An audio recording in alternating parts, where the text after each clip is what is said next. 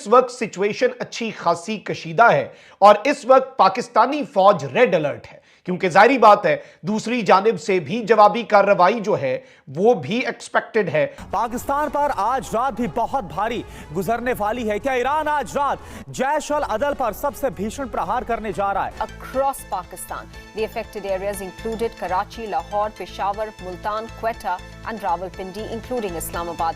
A blackout was also reported in Pakistan-occupied Kashmir and Baluchistan. और Iran की जानिब से मिसाइल नस्ब किए जाने की इत्तलात है। The Prime Minister of Pakistan, Anwar ul-Haq Kakar, who is currently in Davos, has decided to cut short his visit in view of the ongoing developments. और पाकिस्तान भर में सोशल मीडिया नेटवर्क डाउन हो गया। Pakistan stock exchange में बड़ी गिरावट। माफ करिए अगर मैं कहूँ, हम लोगों को केयर करना चाहिए कि ये टेररिस्ट हमारे मुल्क के अंदर आए कैसे। अगर ईरानी है और अगर लोकल है तो मेरे ख्याल में हम अपनी आवाम को बताना चाहिए कि इनको निकालने के लिए, इनको पकड़ने के लिए हम क्या कर रहे हैं। लेकिन वो कहते हैं ये पाकिस्तानी है, सो पाकिस्तान ने पाकिस्तानियों को मारा है।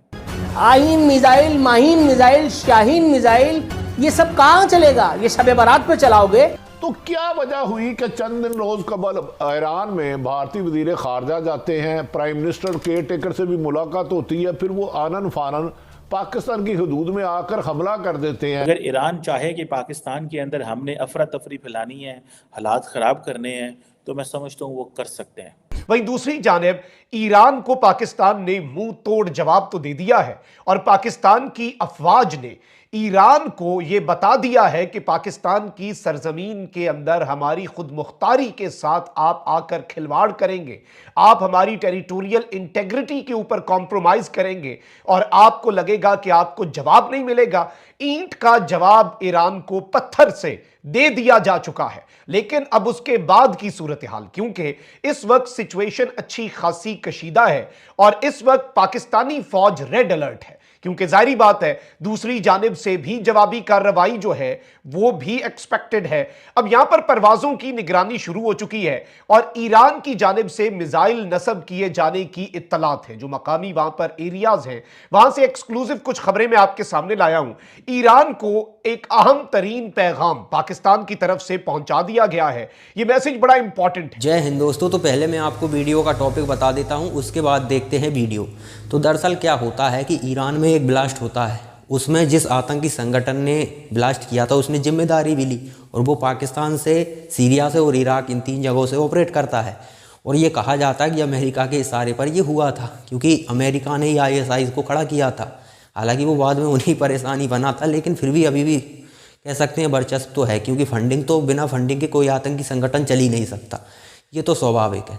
तो पाकिस्तान की सेना को पता ही नहीं था कि ऐसा होने वाला है। ये ब्लास्ट परवारा ही आतंकी संगठनों ने कर दिया, आतंकियों ने कर दिया, मतलब अब कर दिया तो फिर ईरान ने इन पर मिसाइलें दाग दी। आतंकी संगठनों पर ही हमला किया था, लेकिन इसके बदले इन्हें दिखाना था कि नहीं, हम भी पावरफुल हैं, एक एटमी पावर हैं, और जो जिसके पास एटम बम भी नहीं है वो हमारे घरों में घुसकर हमें पेल रहा है। तो इन्होंने दिखाने के लिए उन पर हमला कर दिया। अब खबर है कि उनके लगभग कुछ महिलाएं और बच्चे निपट गए, उसमें कुछ उनके 1-2 सैनिक भी थे।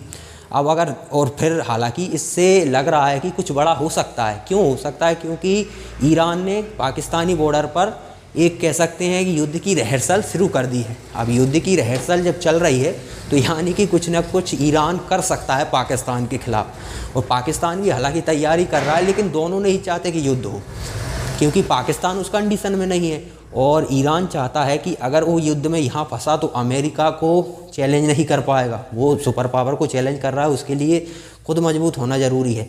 अगर वो अभी युद्ध में यहाँ पाकिस्तान के साथ जाता है तो उसके लिए परेशानी खड़ी हो जाएगी। फिर ना हिजबुल्लाह को मदद दे पाएगा, ना हूतियों को मदद दे पाएगा, और हमास का तो खैर सफाया ही हो गया, वो मदद ही पहुँची नहीं रही, वो तो इजराइल वाले एक तरफा उन्हें निपटा रहे हैं।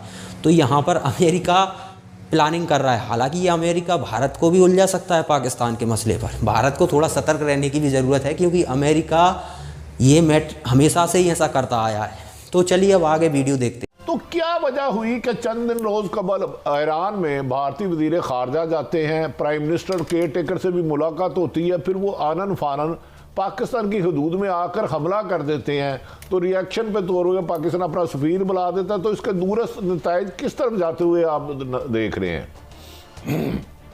जी, मुझे जो नज़र आ रहा है कि ये मेरी तो हमेशा ख्वाहिश है कि ईरान से और सब हमसायों से हमारे ताल्लुकात बेहतर हों, लेकिन एक इसकी ये पॉसिबिलिटी है कि तुर्की, ईरान और सऊदी अरब शायद कंपेल हो कि ज़्यादा पॉलिसीज़ को कोऑर्डिनेट करें। एक ये पॉसिबिलिटी है, लेकिन मैं चाहूँगा कि हम इस चीज़ को कंटेन करें। ये जो सिचुएशन पैदा हुई है इसे हमें कंटेन करना चाहिए, इसको मज़ीद भड़काना नहीं चाहिए। लेकिन आप जब फरमाते हैं कि ज़ाहिर हमें अपना वकार है, हम एक न्यूक्लियर जो भी है, हम अब what would you suggest in concrete terms कि इसको हम रिजॉल्व भी कैसे करें? और मैं ये सजेस्ट करूँगा जी, मेरा ये ख्याल है कि चाइना इसमें कोई रोल अदा कर रहा होगा। नहीं कर रहा तो उसे कहना चाहिए प्राइवेटली कि वो मामले को ठंडा कराए। एक बात तो ये है, और चाइनीज इनको ईरानियन को समझाया जाए भी आपके बड़े कम दोस्त हैं इस इलाके में, हम तो आपके दुश्मन नहीं, आप ज़बरदस्ती क्यों तुल गए हैं?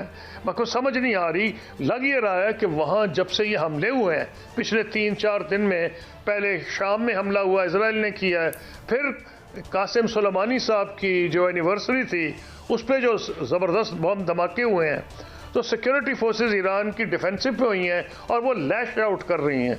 और लैश आउट कभी तदब्बुर और तहम्मुल का मुजाहरा नहीं होता। और पाकिस्तान के साथ करना, जो कि एक न्यूक्लियर पावर है, जिस दुनिया की 5 मोस्ट पावरफुल आर्मीज़ हैं, कुछ सेंस नहीं बन रहा और बरादराना ताल्लुकात हैं लोगों के। फिर ये क्यों किया गया है? मेरी ख्वाहिश होगी कि कंट्रोल हो जाए, उनको भी ख्याल आ जाए। और कसूरी साहब, ईरान में जैसे आप कह रहे हैं कि बहुत पावर्स के बहुत सारे फैक्टर हैं, सेंटर्स हैं, तो डू यू थिंक वहाँ की हुकूमत या जो इंतहा पसंद तंजीमें हैं या उनका काम है, या जो भारत चंद दिन पहले उधर गया था उसने ऐसे हालात किए कि इस रीजन पे हालात ख़राब हो और पाकिस्तान जो दरीना दोस्त है ईरान का आमने सामने आए? कुछ इस फैक्टर पे भी गौर किया जा सकता है? नहीं, ईरानी को बच्चे तो नहीं है ना जी, बड़ी कदीम ताकत है। उनके फॉरेन ऑफिस ने मुनासिब ही जवाब दिया होगा। उनको पता है कि भारत ने इजराइल की जो अभी हमास की जंग है हमास की, क्या हिंदुस्तान का रोल था। बाद में हिंदुस्तान ने को अपना रोल चेंज किया है जब उसको सख्त उस पर तनकीद हुई है अरब दुनिया में। तो वो तो जानते हैं कि इंडिया अमेरिका का कलीदी दोस्त है इस इलाके में। तो ये वो इतने बच्चे तो नहीं कि उनको ये बात समझ नहीं आ रही है। और इंडिया उनका स्ट्रेटेजिक पार्टनर है और अमेरिका ने बाय चॉइस, अमेरिका क्योंकि उसको पता है कि पाकिस्तान उनका पार्टनर नहीं हो सकता इन कंटेनिंग चाइना। तो अच्छा, आप ये कहना कि मैं तो यही समझ रहा हूँ कि ये खुद कोऑर्डिनेटेड और दानिशमंदाना फैसला तो हो ही नहीं सकता, लेकिन इसमें लग रहा है कि ईरान के अंदर जो इसे फीलिंग हो रही है कि शायद अमेरिका उन पे ना हमला कर दे, या कोई इनसिक्योरिटी है, मुझे नहीं पता। वो लैश आउट कर रहे हैं शाम, इराक और फिर पाकिस्तान की। तो कसूरी साहब, आप इसमें पाकिस्तान की वज़ारत ख़ारजा का क्या रोल देख रहे हैं? उन्होंने इस हालात को देखते हुए पहले कोई पेशकदमी क्यों नहीं की, कोई ऐसी हिकमत क्यों नहीं बनाई कि ये स्टेज ना आए और अटैक करें? देखिए, बात बड़ी मुझे जो समझ आ रही है, ईरान के इन लोगों ने, इन गैर दानिशमंद लोगों ने जिन्होंने ये फैसला किया है, वो इस गलत फहमी में थे कि हमारे यहाँ केयर टेकर गवर्नमेंट है और अभी कोई गवर्नमेंट आई नहीं, इलेक्शन होना है फरवरी में, तो शायद पाकिस्तान एक कोहेरेंट रिस्पॉन्स ना दे। मैं समझता हूँ फॉरेन ऑफिस ने सारे दस्त कोहेरेंट रिस्पॉन्स दिया है। और क्या करे, वो ये तो नहीं कर सकता कि ड्रम वॉर के बजाना शुरू कर दे लोगों को खुश करने के लिए। फॉरेन पॉलिसी में ये होता नहीं, ना इस किस्म का प्रेशर डालना चाहिए, क्योंकि पाकिस्तान के कौमी मफादात इस बात के मुतहम्मिल नहीं हो सकते। तो पाकिस्तान और ईरान दोनों अभी असमंजस में है कि युद्ध लड़े ना लड़े। पाकिस्तान कंडीशन में नहीं हो क्योंकि उसके पास पैसा नहीं है। हालांकि अगर युद्ध होता है तो अमेरिका ज़रूर मदद करेगा, और अमेरिका ने मदद की तो फिर चीन ईरान के साथ खड़ा हो जाएगा। ये तो नियम है, दुश्मन के जो दोस्त होता है वो भी दुश्मन ही हो जाता है, ये नियम है। इस पूरी पॉलिटिक्स का देखें तो अंतर्राष्ट्रीय पॉलिटिक्स में यही चलता है। ईरान के साथ खुलकर खड़ा हो जाएगा चीन। अभी रूस तो उसके साथ खुलकर खड़ा ही है। हालांकि रूस को देखा जाए तो रूस युद्ध में फंसा हुआ है, तो वो थोड़ी अभी उसकी स्थिति ख़राब है। ईरान हिजबुल्लाह को भी फंडिंग कर रहा है, यहूदियों को भी फंडिंग कर रहा है, और हमास को तो खाली कोई बचा ही नहीं पाया, वो तो अब समाप्ति की ओर है। थोड़े बहुत लीडर बचे हुए हैं, बाकी तो उनको पेल दिया है ईरान वालों ने। तो यहाँ पर अगर ईरान युद्ध में जाता है तो नुकसान ज़्यादा ईरान का है। पाकिस्तान तो वैसे भी निपटाया हुआ ही है, लेकिन यहाँ ईरान को ज़्यादा समस्या हो जाएगी, क्योंकि आप सुपर पावर को चैलेंज कर रहे हो और आप अभी युद्ध में जाते हो तो आपकी तो बैंड बज जाएगी। वैसे ही सैंक्शंस लगे हुए हैं, और अभी अमेरिका पाकिस्तान को मदद करेगा, क्योंकि आपको याद हो अभी IMF से एक लगभग $700 मिलियन के आसपास कुछ एड दे दी गई है पाकिस्तान को। यानी कि अमेरिका पूरी तरह से चाहता है कि यहाँ कॉन्फ्लिक्ट खड़ा हो, क्योंकि वो ईरान को कमज़ोर करना चाहता है, खुद ईरान से नहीं लड़ना चाहता, ईरान को इधर उधर उलझाकर, क्योंकि इस पूरे इलाके में एक ही तो चेला है पाकिस्तान, वही उनके लिए ईरान से लड़ सकता है। बाकी तो कोई ऐसा है नहीं जो ईरान से अमेरिका के इशारे पर लड़ सके। तो यहाँ पर ये कॉन्फ्लिक्ट के पीछे अमेरिका है, और अमेरिका ही हर जगह मिलेगा आपको, क्योंकि वो कॉन्फ्लिक्ट करवाना चाहता है। क्योंकि जब आप युद्ध में जाओगे तभी आप कमज़ोर होते हो। अमेरिका की ये स्ट्रेटजी हमेशा से रही है।